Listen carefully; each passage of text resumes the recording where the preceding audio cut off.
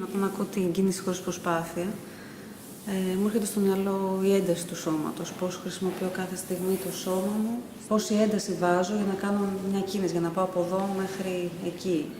Και έχοντας στο μυαλό μου αυτή την τονικότητα που μπορώ να παίξω ανά πάσα στιγμή, νομίζω ότι με την πρακτική και με την εμπειρία και παίζοντας με όλες αυτές τις ποιότητες και δοκιμάζοντας, βρίσκεις πια αυτή η κατάλληλη ένταση που δεν είναι ούτε περισσότερο ούτε λιγότερο από αυτή που χρειάζεσαι κάθε φορά.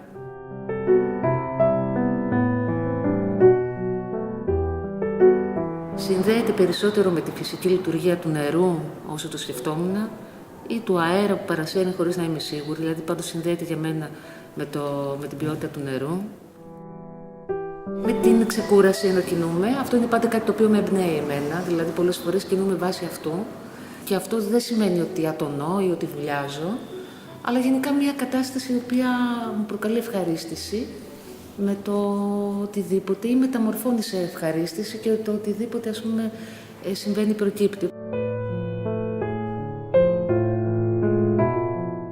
Η απλότητα, επίσης.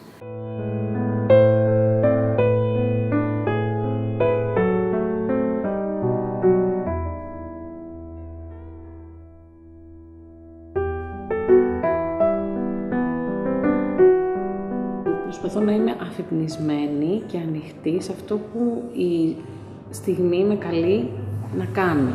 Οπότε, μέσα από αυτό, που παρακολουθώ αυτό που γίνεται, μπαίνω εύκολα στην κίνηση χωρίς προσπάθεια. Απλώς είμαι παρούσα.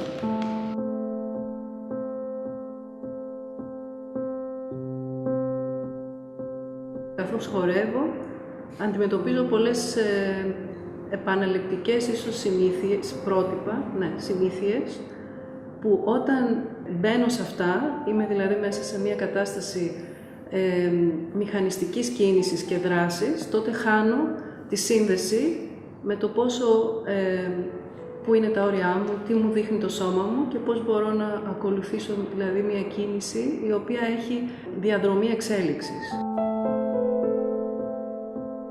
Οπότε μέσα στην συνήθεια χρειάζεται να διαχειριστώ πάλι την επίγνωση και να χρησιμοποιήσω μάλλον την επίγνωση ώστε να καταλάβω τι χρειάζεται να αλλάξει.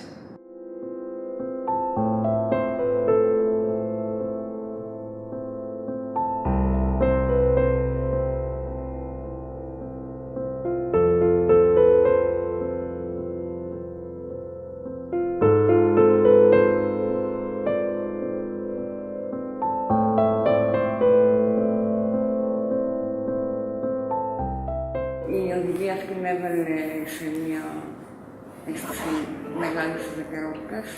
Με οδήγησε στο να σκέφτομαι πιο συχνά τα pattern μου, πόσο αληθινά δηλαδή είναι αυτά που κάνω, πώς σχετίζομαι με το περιβάλλον και τον άλλον. Μου έδωσε χρόνο, δηλαδή αισθάνθηκα πολύ μεγαλύτερη ευχέρεια χρόνου και χώρου μέσα μου. Χρησιμοποιούσα πράγματα τα οποία μου βγαίνανε επειδή τα είχα σαν τεχνικές, αλλά μου βγαίνανε επειδή προκύπτανα το χώρο. Οπότε δεν τα χρησιμοποιούσα για να καλύψω τρύπες, προπαίδειες. Γιατί δεν ξέρουμε τι να κάνουμε, και έχουμε μηχανία και κάνουμε ένα swing, ένα κάτι. Κάνουμε κάτι που είναι τεχνικά εύκολο για μας.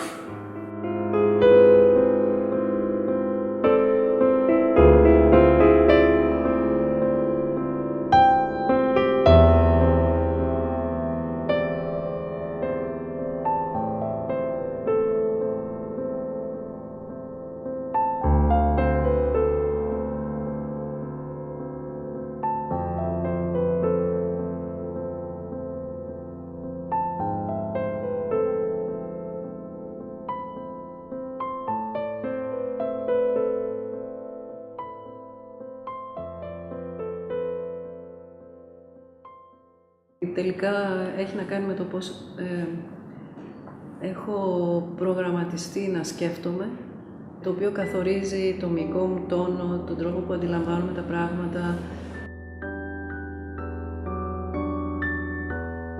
Δηλαδή το πώς αντιλαμβάνομαι τη σχέση Και το contact δουλεύει πάρα πολύ στο παράγοντα σχέση με τον εαυτό μου, σχέση με τα μέρη του εαυτού μου, σχέση με το περιβάλλον, σχέση με τον άλλον, αλλά πώς σκέφτομαι πίσω από αυτό.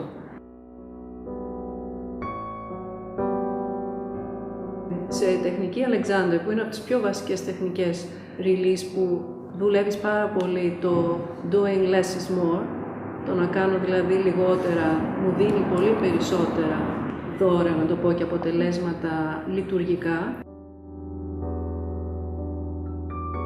Μία από τις πολύ σημαντικές δουλειές που κάνει κανείς είναι αυτή η παρατήρηση στο πώς μπορείς να αισθανθείς και να ακολουθήσεις μία οδηγία, μία κατεύθυνση και πώς ανοιχτή ή ανοιχτός είναι κάποιος εκείνη τη στιγμή και πώς λειτουργεί το ίδιο το νευρικό σύστημα, πώς έχει μάθει. Δηλαδή μπορεί να προτρέχω της κίνησης, ενός ερεθίσματος που δέχομαι, μπορεί να βάζω πολύ παραπάνω ενέργεια χωρίς να το συνειδητοποιώ καν.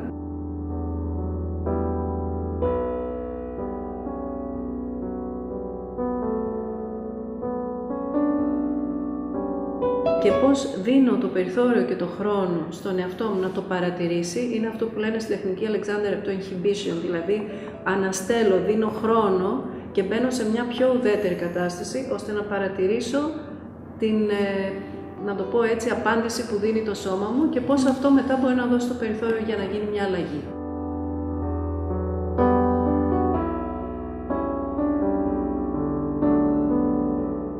Η στήριξη επίσης είναι για μένα πολύ θεμελιώδης. Δηλαδή, πού είναι η στήριξή μου για να κινηθώ χωρίς προσπάθεια. Αν δεν έχω στήριξη, δεν κινούμαι.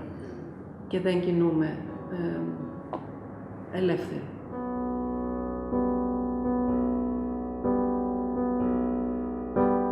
Κίνηση χωρίς προσπάθεια, για να βρίσκουμε πάντα τη στήριξη, είναι η εσωτερική κίνηση, η οποία δεν φέρνει μετατόπιση στο χώρο, αλλά υπάρχει συνεχώς μέσα στο σώμα μας. Νομίζω ότι να είμαστε σε επαφή με αυτή την κίνηση και με τα αποτελέσματα που έχει στο σώμα μας αυτή η κίνηση, που επίσης βρίσκεται πάντα σε αλληλεπίδραση και με τον ψυχισμό, είναι αυτό που μας δίνει την αισθητηριακή κίνηση. Για μένα όλη η έλλειψη προσπάθειας, η ξεκούραστη κίνηση, βασίζεται σε αυτή τη σχέση, στο πώς συνδέομαι με την εσωτερική μου κίνηση και όχι μόνο με την εσωτερική κίνηση, δηλαδή δεν είναι μόνο μια πράξη παρατήρησης και αντίληψης της κίνησης αυτής, γιατί θα έμενε πολύ μέσα όλο αυτό, αλλά με τα αποτελέσματα που έχει όλη αυτή η έκφραση στο περιβάλλον.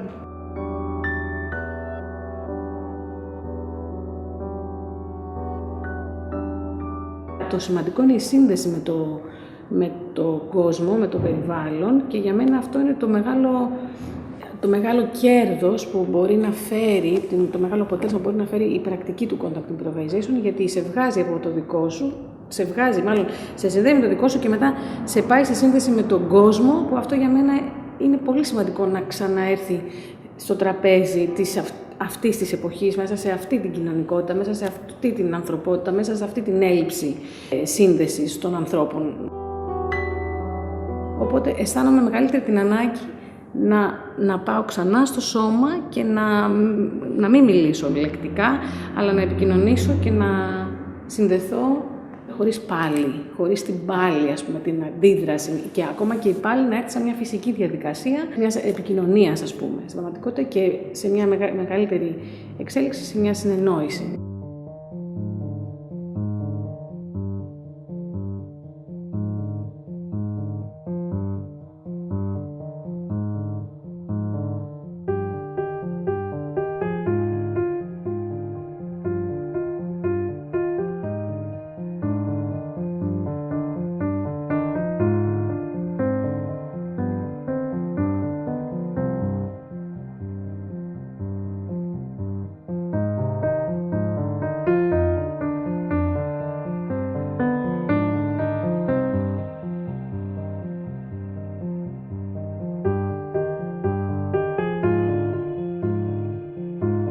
Ήταν ξεκάθαρο Η μη προσπάθεια, όταν ακολουθάς μια ροή, όταν ακολουθάς χωρίς προσδοκία, πας στην επόμενη κίνηση και στην επόμενη κίνηση από τα εφόδια που έχεις από τον παρτενέρ σου, από την σχέση σου με το έδαφος, από τις δυνάμεις που ασκούνται εκείνη την ώρα.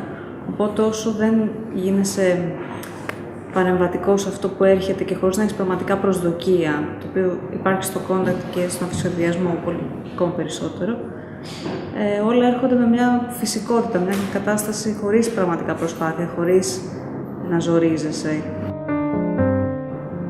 Κάποιες στιγμές ένιωθω ότι δεν χρειάζεται να κάνω κάτι, δηλαδή απλά να ανοίγω, να κλείνω αρθρώσεις, να ανοίγω, να κλείνω τα σπλάχνα και όλα τα υπόλοιπα έρχονται σε σχέση με τις επιφάνειες, την στήριξη, το έδαφος και την βαρύτητα που έρχεται και με παίρνει.